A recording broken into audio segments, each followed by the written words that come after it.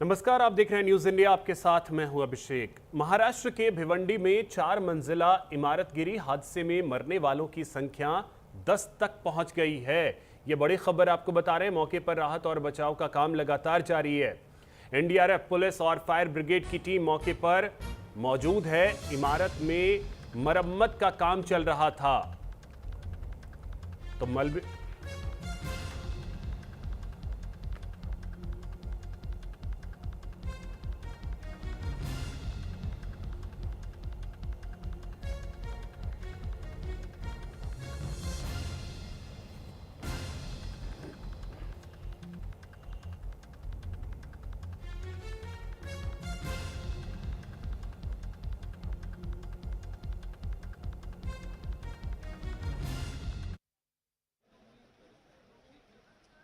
इस वक्त मैं भिवंडी में हूँ और जिस तरह आप देख सकते हैं मेरे पीछे जो 4 इमारत की मंजिला इमारत है जो रात 12 बजे ढह गई और जिस तरह जैसे इसमें मशीन वगैरह से काम किया जा रहा है लोगों को और कितनी बॉडी इसमें आशंका है कि और लोग दबने की आशंका। इसमें 9 लोगों का शव निकाला जा चुका है और जिसमें अभी भी एनडीआरएफ की टीम और महानगर पालिका टीम, पुलिस की टीम यहाँ पे लगी है जो कि और भी लोगों को फंसने की आशंका बताई जा रही है।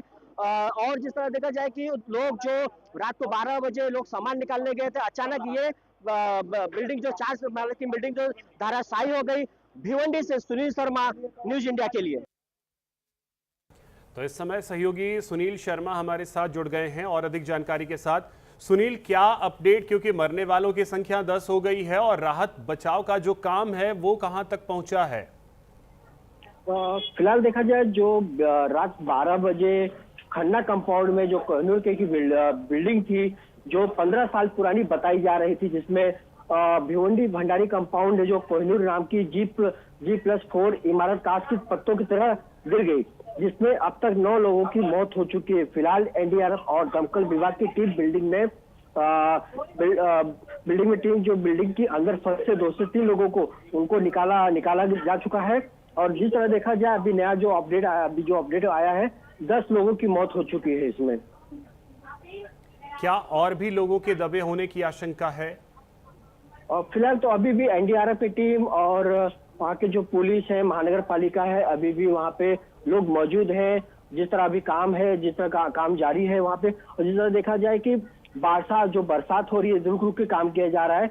अभी और भी क्या है इसमें आशंका बताना मुश्किल है। चलिए, बहुत शुक्रिया आपका तमाम जानकारी के लिए। मुंबई के नरीमन पॉइंट स्थित एयर इंडिया बिल्डिंग अब महाराष्ट्र सरकार के नए प्रशासनिक केंद्र के रूप में विकसित की जा रही है। 23 मंजिला इस इमारत को मंत्रालय एनेक्सी में बदला जाएगा। इमारत के 23वें फ्लोर पर मुख्यमंत्री का मुख्य कार्यालय और 22वें फ्लोर पर हाईटेक कैबिनेट मीटिंग हॉल बनाया जाएगा। 20 मंजिलों में medical, education, public health, rural development और वाटर सप्लाई जैसे विभागों को शिफ्ट किया जाएगा।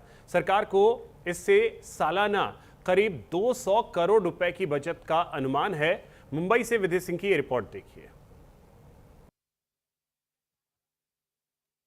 इस वक्त हम अभी मुंबई के चर्चगेट के नरीमन पॉइंट में स्थित ये ऐतिहासिक एयर इंडिया बिल्डिंग के पीछे मौजूद हैं और आप देख सकते हैं कि यहाँ पर जो ये 23 मंजिला बिल्डिंग है जो पहले एयर इंडिया की बताई जा रही थी, अब वो पूरी तरह गवर्नमेंट ऑफ महाराष्ट्र की हो चुकी है। बताया जाता है कि जो 23 मंजिला की ये बिल्डिंग है ये अब सरकारी विभाग के लिए इस्तेमाल किया जाएगा। वहीं सबसे बड़ी खबर ये है कि इसमें जो 23वां मंजिला है उस पे अब सीएम देवेंद्र फडणवीस की ऑफिस तैयार की जा रही है, जहां पर 180 करोड़ रुपए का टेंडर जारी किया गया है इसके रेनोवेशन के लिए। और ऐसे में ये भी बताना चाहेंगे कि जो 22वां फ्लोर है इसमें 13,363 स्क्वायर फीट का एक हाईटेक और आधुनिक कैबिनेट मीटिंग हॉल भी तैयार किया जा रहा है, जहां पर राज्य की अहम बैठकें यहां पर आयोजित होंगी। और ऐसे में जो बाकी के 20 मंजिला जो बचे हैं वो सरकारी उपयोगों के लिए इसे काम किया जाएगा, जिसमें से 4 मुख्य रूप से जो 4 विभाग आते हैं इसमें medical, education, public health, rural development और वाटर सप्लाई जैसे विभाग शामिल होंगे। और ऐसे में बताया जाता है कि जो 2012 में मंत्रालय में आग लगी थी, जिसके बाद से जो ये 4 विभाग हैं वो अलग थलग हो गए थे। और ऐसे में देखा जाए तो सरकार अलग अलग जगह पर रेंट लेकर जो ये विभाग है वो चलाया जा रहा था, और ऐसे में काफ़ी पैसे खर्च हो रहे थे। और इसी पैसे को बचाने के लिए जो महाराष्ट्र शासन है उसने एयर इंडिया की बिल्डिंग को खरीदा। और ऐसे में देखा जाए तो अब अन्य विभाग के साथ साथ 23वीं मंजिल पर अब सीएम देवेंद्र फडणवीस का भी ऑफिस तैयार किया जा रहा है। और ऐसे में देखा जाए तो काफ़ी पैसे की बचत होगी, इससे सरकार का इस पे एक बड़ा दावा है। अब देखना होगा कि आगे सरकार और पैसे बचाने के लिए और जिस तरीके से इस बिल्डिंग को पूरी तरह रेनोवेट किया जाता है, कब तक इसमें जो सरकार और विभाग हैं इसमें शिफ्ट होते हैं। मुंबई से कैमरा पर्सन प्रदीप डांगे के साथ विधि सिंह की रिपोर्ट, न्यूज़ इंडिया 24/7। महाजेनको के करीब 148 करोड़ रुपए के कोयला निगरानी और गुणवत्ता नियंत्रण टेंडर को लेकर विवाद खड़ा हो गया है। पूर्व पार्षद और कांग्रेस नेता बंटी बाबा ने टेंडर प्रक्रिया में गंभीर अनियमितताओं का आरोप लगाया है। बंटी बाबा ने प्रबंधन को पत्र लिखकर आरोप लगाया है कि टेंडर की शर्तों के अनुसार 260 कर्मचारी और 60 केमिस्ट की नियुक्ति अनिवार्य थी, लेकिन कंपनियों ने इससे कम कर्मचारियों के साथ काम शुरू किया। उन्होंने निष्पक्ष जांच, टेंडर पर पुनर्विचार और 7 दिन में जवाब देने की मांग की है। फिलहाल महाजेनको की ओर से कोई आधिकारिक प्रतिक्रिया सामने नहीं आई है। म्हणजे महाराष्ट्र मायनिंग कॉर्पोरेशन द्वारा संचालित कोल वॉशरीचे जे ॲग्रीमेंट्स काय म्हणते त्याच्यामध्ये बरेचशा अनियमितता आहे. त्या अनियमितता जे आहे, अनियमितता राहिल्यानंतर पण एक गुप्ता कोल नावाची कंपनी होती, ती कंपनी ब्लॅकलिस्टेड होती. त्या ब्लॅकलिस्टेड कंपनीने महामिनरल नावाचं स्वतःचं नाव केलं. ते नाव केल्यानंतर जे आहे त्यांना कोल वॉशरीचं हे त्यांना काम मिळालं. काम मिळाल्यानंतर जवळजवळ समजून त्याला संपूर्ण महाराष्ट्रामध्ये 2 करोड टन प्रतिवर्ष क्षमतावाले कोल वॉशरी जे आहे त्यांचा अनुबंध दरवर्षी होते. दरवर्षील्यानंतर जवळजवळ समजून त्याला बारिश ने जहां लोगों को गर्मी से राहत दी है, वहीं कई सरकारी स्कूलों की बदहाल व्यवस्था की पोल खुल गई है। महाराष्ट्र के अमरावती जिले के अंजनगांव सुरजी स्थित नगर परिषद पीएम श्री उर्दू प्राथमिक स्कूल नंबर 5 में हालात ऐसे हैं कि बारिश शुरू होते ही क्लासरूम की छत टपकने लगती है। नतीजा यह है कि बच्चों के बैठने तक की जगह नहीं बचती और शिक्षकों के लिए पढ़ाई कराना मुश्किल हो गया है। अभिभावकों ने नगर परिषद की कार्यप्रणाली पर सवाल उठाते हुए स्कूल की तत्काल मरम्मत की मांग की है। अमरावती से जावेद शाह की रिपोर्ट देखिए। हम इस वक्त अंजनगांव सुरजी के स्कूल नंबर 5 में मौजूद है। इस स्कूल की आपको हालत दिखाते हैं। इस स्कूल में आप देख सकते हैं कि यहाँ पर जो स्कूल की जो छत है, ये छत बारिश की वजह से गर रही है। बारिश का जो पानी है वो जो यहाँ पर जो स्टूडेंट बैठते हैं, ये डेस्क बेंच आप यहाँ पर देख सकते हैं। डेस्क बेंच पर यहाँ पर जो बारिश का पानी है वो गिर रहा है, जिसकी वजह से यहाँ पर स्टूडेंट को, छात्राओं को, बच्चों को बैठने में दिक्कतें हो रही है। ऐसे में मजबूरन जो स्कूल के जो टीचर है वो टीचर बच्चों को दूसरे क्लासरूम में शिफ्ट कर रहे हैं, जिसकी वजह से कहीं ना कहीं बच्चों को तकलीफों का सामना करना पड़ रहा है। और ये सारी चीज़ों को लेकर, इन परिस्थितियों को लेकर जो पालक है स्कूल के, जो पेरेंट्स है, उनमें नाराजगी दिखाई दे रही है। कहीं ना कहीं इस चीज़ के लिए नगर परिषद जिम्मेदार है। नगर परिषद प्रशासन ने और जनप्रतिनिधियों ने इस स्कूल की ओर ध्यान देना चाहिए, ऐसी उनकी मांग है। Javed Shah, news India, Amravati. हम इस वक्त अंजनगांव सुरजी के एक स्कूल में मौजूद है। इस स्कूल की जो हालत है वो बहुत ही खराब परिस्थिति में ये स्कूल नजर आ रही है। स्कूल की जो छत है वो गलती हुई नजर आ रही है। यहाँ से पानी टपक रहा है स्कूल में से। और ऐसे में शाला व्यवस्थापन जो समिति के अध्यक्ष है, सदस्य है, वो भी हमारे साथ मौजूद है और पालक भी हमारे साथ में मौजूद है। हम उन्हीं से बात करेंगे कि आखिरकार वो क्या कहना चाहते हैं। इस स्कूल की जो छत गिर रही है, जिसकी वजह से यहाँ पे छात्राओं को, बच्चों को बैठने में दिक्कतें महसूस हो रही है, वो क्या कहना चाहते हैं। आपका नाम बताइए। मेरा नाम वाजिद खान है। मैं शाला व्यवस्थापन समिति का अध्यक्ष हूँ और मेरा जो ये है कि यहाँ पे जो पूरा सीलिंग है, सीलिंग पूरा पानी से टपक रहा है और 4 सालों से नगर परिषद को इसका नोटिस दिया जा रहा है, लेकिन नगर परिषद की तरफ से किसी तरीके का कोई एक्शन नहीं लिया गया। जिससे हम बहुत दुखी है। और ये नगर परिषद के अंडर में आने की वजह से हमारे पास भी इतना इस नगर परिषद से कोई फंड नहीं आता, इसलिए हम यहाँ पे इस टपकती हुई छत के नीचे बच्चों को बिठाने पे मजबूर है।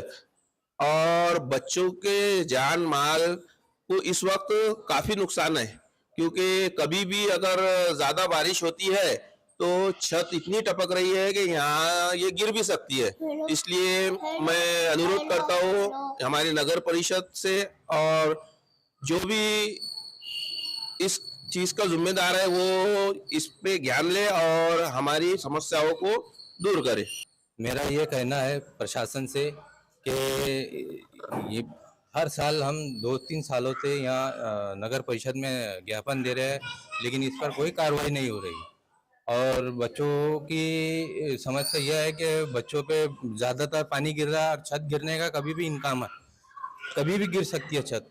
तो मेरी ये प्रशासन से दरख्वास्त है, अपील है कि इसका काम जल्द से जल्द किया जाए। अगर प्रशासन इस बारे में केयर नहीं लेती तो हम सब पालकों की ये जिम्मेदारी है कि हम यहाँ धरने के लिए बैठ जाएंगे। ना मेरा तो कहना ये है कि भाई कि बच्चों को मैं कल से स्कूल आना बंद कर सकता हूँ, क्योंकि ये स्कूल की व्यवस्था ऐसी हो रही है कि कभी भी छत गिर सकती है, लाइटिंग शॉर्ट सर्किट हो सकता है। कमेटी की तरफ से जो फंड मिलना है वो फंड भी नहीं मिल रहा, और कमेटी कान में हाथ डाल के बैठी हुई है, क्योंकि कमेटी को कोई फर्क ही नहीं पड़ रहा, आवेदन देने का भी फर्क नहीं पड़ रहा और वहां जाने का भी फर्क नहीं पड़ता। तो कल से हम धरना दे देते और फिर बाद में कमेटी भी आती। अब देखना यह होगा कि आखिरकार नगर प्रशासन और जनप्रतिनिधि इस समस्या से और इस समस्या का निराकरण कब करते हैं, ये देखने जैसी बात होगी। Javed Shah, news India, Amravati. हमारे साथ इस स्कूल के मुख्याध्यापक है, एचएम है, हम उनसे बात करेंगे। सर, क्या कहना चाहेंगे? पालकों में रोष दिखाई दिया है, आक्रोश है, गुस्सा है, नाराजगी है, स्कूल की छत गिर रही है, बच्चों को बैठने में दिक्कतें आ रही है, क्या कहना चाहिए? मैं मुख्याध्यापक होने के नाते ये कहूँगा कि आज हमारे स्कूल में पालक लोग आए थे और पालकों ने स्कूल की जो सिचुएशन थी वो देखे, उनकी नाराजगी जायज़ है, क्योंकि हमारे पास में कुछ कमरे ऐसे हैं जो बहुत ज़्यादा पानी से गल रहे हैं, जिसमें बच्चों को बैठने में बहुत ज़्यादा दिक्कत हो रही है। और पालकों ने देखे कि वो भी बहुत ज़्यादा नाराज़ हुए, और हमने बार बार प्रशासन को, नगर परिषद को लेटर दिए कि भाई इसकी रिपेयरिंग वगैरह करवा दो ताकि बच्चों को बैठने में सहूलत हो।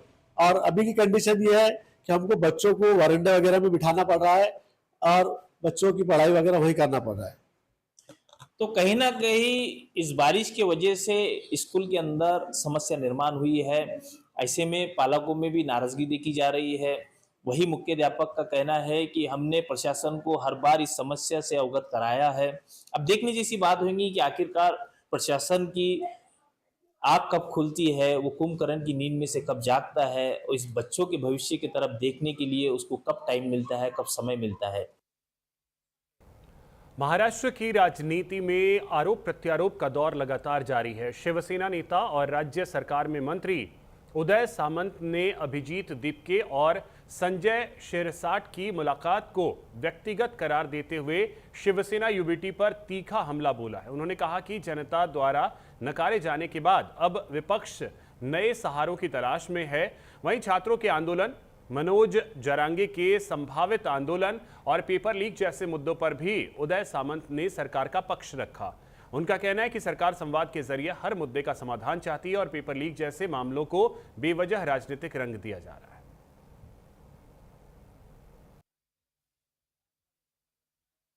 मैंने खुद बोला कि शिवसेना पार्टी विद्यार्थियों के बारे में खुद उनके साथ में है। चंद्रकांत दादा ने कुछ बयान दिया है, कौन सा बयान दिया है वो हमने सुना भी नहीं है, लेकिन उन्होंने जो बयान दिया रहेगा, वो जो घुस गए थे अंदर विद्यार्थियों के आंदोलन में, आंदोलन डिस्टर्ब करने के लिए, उनका ट्रैक चेंज करने के लिए जो घुस गए थे, उसके बारे में मेरे ख्याल से उन्होंने बोला रहेगा।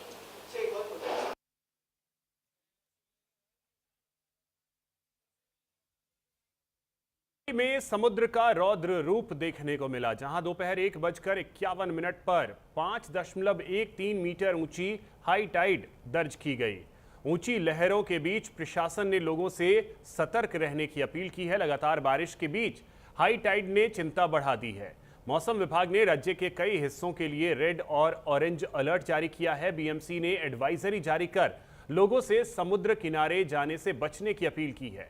तटीय इलाकों में निगरानी बढ़ा दी गई है। मुंबई से विधि सिंह की ये रिपोर्ट देखिए।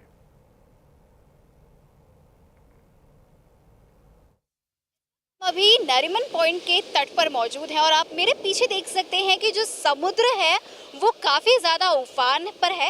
लहरें हैं जो ऊंची ऊंची उठती हुई नज़र आ रही हैं। देखा जाए तो जो मौसम विभाग है, आईएमडी की जो अधिकारी हैं, उन्होंने रेड और ऑरेंज अलर्ट जारी किया है, जहां पर बताया जा रहा है कि भारी बरसात हो सकती है।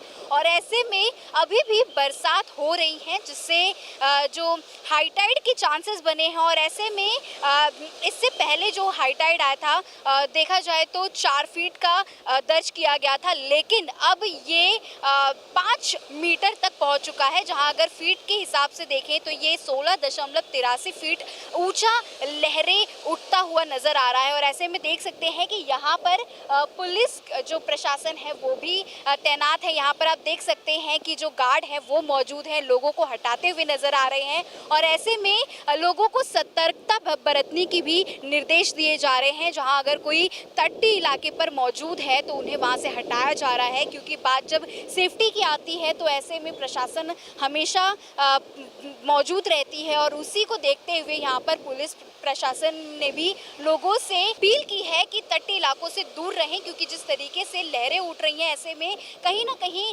जनहानि की जो स्थिति है वो भी हो सकती है। तो ऐसे में देखा जाए तो जो प्रशासन है, पुलिस प्रशासन, वो लगातार स्थिति को गंभीर ना रूप ऐसा मिले और स्थिर रहे, इसकी वजह से यहाँ पर तैनात किए गए। मुंबई से कैमरा पर्सन प्रदीप डानगे के साथ विधि सिंह की रिपोर्ट, न्यूज इंडिया 24/7।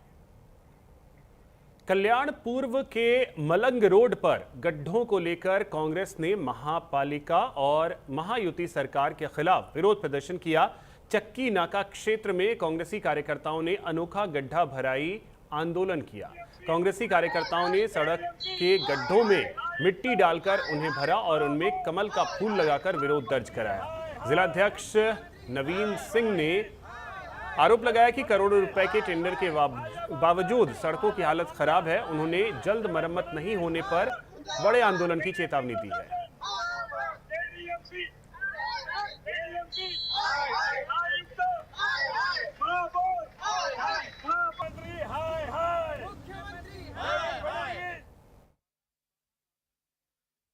आज जो कल्याण डोंबिवली महानगर पालिका की जो हालत है, पिछले 23 सालों में आज इनकी सत्ता है, बीजेपी सेना की सत्ता यहाँ पे है, राज्य में है और केंद्र में भी है। कल्याण डोंबिवली महानगर पालिका ये 1 नंबर की महानगर पालिका है जो सबसे ज्यादा टैक्स लोगों से लेती है, लेकिन यहाँ पे आज के तारीख में सुविधा के नाम पे जीरो है, स्मार्ट सिटी के नाम पे ये जीरो शहर हो गया है। लोगों से टैक्स ले लें लेकिन लोगों को कोई सुविधा नहीं है। आज खड्डे इसने यहाँ से लेके अगर आप पूरा रास्ता देखेंगे तो यहाँ पे आपको हजारों खड्डे दिखेंगे, लेकिन ये टेंडर जो निकला हुआ है महानगर पालिका में, ये जो कॉन्ट्रैक्टर है, जो ठेकेदार है, अगर इन्होंने कोई लापरवाही की है तो इनके ऊपर कार्रवाई करनी चाहिए। नागपुर जिला एवं सत्र न्यायालय से सनसनीखेज मामला सामने आया है। हत्या के केस में अहम गवाह के अपहरण, बंधक बनाने और झूठी गवाही के लिए धमकी देने के आरोप में वरिष्ठ वकील रमेश रावलानी समेत 4 लोगों को गिरफ्तार किया गया। पुलिस के मुताबिक गवाह को घर से बुलाकर कार में ले जाया गया, रात भर बंधक बनाकर रखा गया और जबरन शराब पिलाकर धमकी दी गई। कोर्ट पहुंचने से पहले गवाह ने सरकारी वकील को पूरी जानकारी दी। पुलिस मकोका लगाने की संभावना की जांच कर रही है। वहीं गिरफ्तारी के विरोध में नागपुर डिस्ट्रिक्ट बार एसोसिएशन ने पुलिस कार्रवाई पर सवाल उठाए।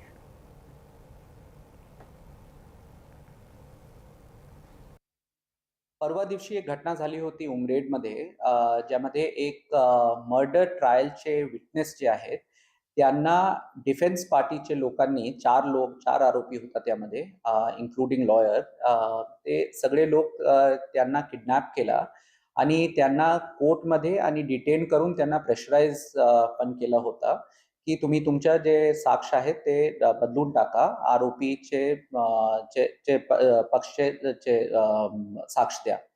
त्या आधारावर उमरेड पोलीस स्टेशन मध्ये काल FIR पण दाखल झालेला आहे। नागपुर में ड्रग्स के खिलाफ अभियान के तहत क्राइम ब्रांच को बड़ी सफलता मिली है। भांडेवाड़ी थाना क्षेत्र में कार्रवाई करते हुए पुलिस ने 151 ग्राम एमडी ड्रग्स के साथ 2 आरोपियों को गिरफ्तार किया है। क्राइम ब्रांच यूनिट 3 ने वैष्णवी देवी नगर स्थित विस्टा टैटू स्टूडियो में छापा मारा। कार्रवाई में करीब 44 लाख रुपए का माल जब्त किया गया है, जिसमें ड्रग्स, मोबाइल, नकदी, होंडा सिटी कार और मोपेड शामिल है। पूछताछ में फरार ड्रग्स तस्कर का नाम सामने आया है, जिसकी तलाश जारी है।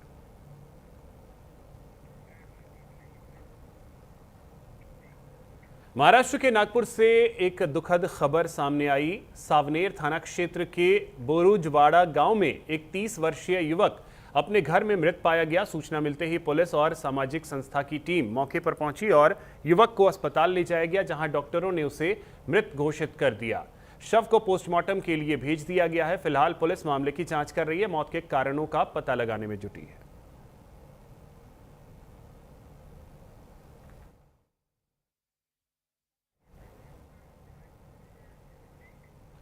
पुणे में बाढ़ का खतरा बढ़ गया है। लगातार बारिश के बीच खड़कवासला बांध से मुठा नदी में पानी का डिस्चार्ज बढ़ा दिया गया है। दोपहर 3 बजे से खड़कवासला बांध से 43,000 क्यूसेक पानी छोड़ा जा रहा है।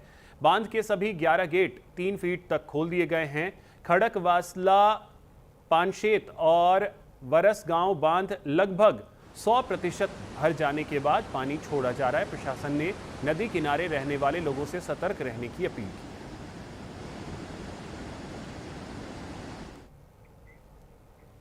नासिक पुलिस को अंतर्राज्यीय चोरी गिरोह के खिलाफ बड़ी कामयाबी मिली है। पुलिस ने 2 शातिर आरोपियों को गिरफ्तार किया है, जिन पर महाराष्ट्र ही नहीं गुजरात और मध्य प्रदेश में भी चोरी और डकैती के कई संगीन मामले दर्ज बताए जा रहे हैं।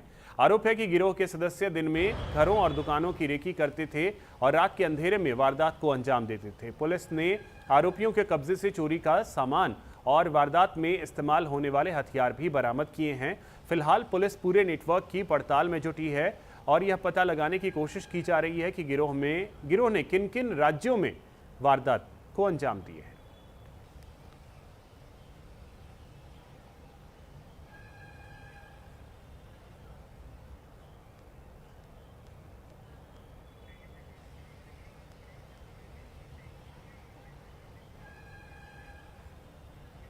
तो फिलहाल इस बुलेटिन में इतना ही। नमस्कार।